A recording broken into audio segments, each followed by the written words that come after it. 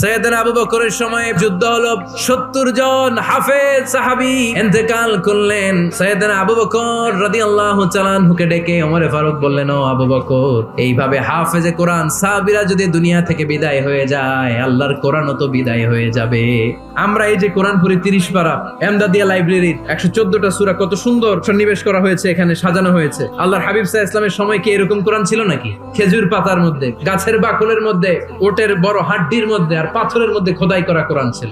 সাইয়েদনা ওমর ফারুক, আমার পরামর্শ হলো আপনি সব বয়োজ্যেষ্ঠ সাহাবীদেরকে একসাথে করে কোরআনের সব কাগজগুলোকে একসাথে করে একটা নির্ধারিত কপির মধ্যে কোরআনকে সংকলন করে ফেলেন। সাইয়েদনা আবু বকর বললেন, যেটা আমার নবী করেন এটা আমি কেমনে করি?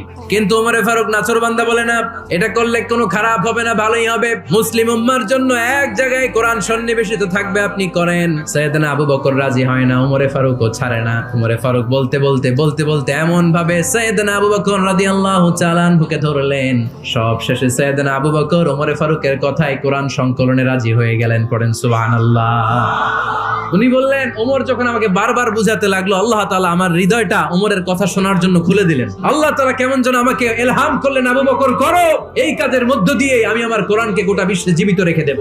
সাহাবারা বলল, আমিরুল মুমিনিন, খ্রিস্টানদের ঈসাই সন আছে, আমাদের মুসলমানদের কোনো সন নাই। আমাদের একটা সন থাকলে আমাদের জিজিয়া নিতে, আমাদের যাকাতের টাকা উত্তোলন করতে অনেক সুবিধা হবে। ওমর ফারুক বললেন, তাহলে কোন সালকে হিজরি, কোন সালকে মুসলিম সাল হিসেবে আমরা ঘোষণা দিতে পারি? একজন বলল, আমার নবী যেই সালে জন্মগ্রহণ করেছেন ওই সালে। ওমর ফারুক বললেন, না, আমার নবীর জন্ম আমাদের জন্য খুশির দিন, কিন্তু এটা আমাদের জন্য প্রেরণা নয়। আরো কিছু সাহাবারা বলল, তাহলে যেই সালে আমার নবী ইন্তেকাল করেছে ওইটারে প্রথম সাল ধরেন। ওমর ফারুক বললেন, না, যেদিন তিনি ইন্তেকাল করেছেন এটা আমাদের দুঃখের দিন, এটা আমাদের প্রেরণা নয়। আমাদের প্রেরণা হচ্ছে বিশ্বনবীর ত্যাগ, তিতিক্ষা আর কাজের মধ্য দিয়ে। জোরে কোন ঠিক কিনা?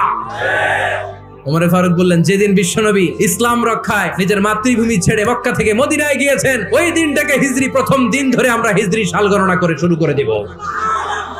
সেখান থেকে হিজরি সনের প্রবর্তন করেছেন সাইয়েদনা ওমর ফারুক রাদিয়াল্লাহু তাআলা আনহু। এই যে স্টেট গভর্নমেন্ট, এই যে প্রিজন, জেলখানা, ক্যান্টনমেন্ট, সচিবালয়, গণভবন, বঙ্গভবন, মুক্তিযোদ্ধাদের ভাতা, রাষ্ট্রীয় ভাতা, এই সব নিয়ম কানুন সাইয়েদনা ওমর ফারুক তার রাষ্ট্রীয় আমলে তিনি নিজে করেছেন। চিল্লায় পড়েন আল্লাহু আকবার।